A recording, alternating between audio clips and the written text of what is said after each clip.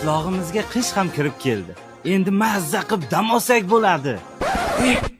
Dadam pechka o'rnat degandi. Mana, pechkani ham o'rnatdim. Yozda qish uchun o'tin qilganman-ku, lekin yana o'tin qilish kerak. Ukajonim, qish keldi, qish. Endi dalaga chiqish yo'q, shu yerda yotasanlar. Endi menga ish yo'q deganlar adashadi. Qish kuni molga 3 mahal yem berish kerak. Bu holat o'g'il bolalarda albatta bo'lgan. Bor tualetga bor. Sovuqda juda erinardik. Qish payti menga eng yoqadigan narsa bu hammamiz bir xonada uxlashimiz.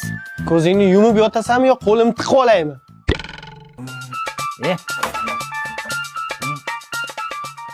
Aya, bittagina kompot ichaylik.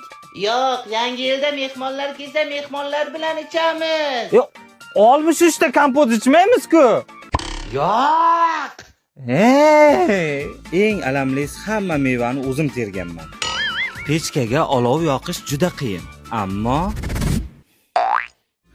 to'g'ri, men aytgan usul pechkani tez yoqadi, lekin ehtiyot bo'lish kerak. Ay, aytyapti.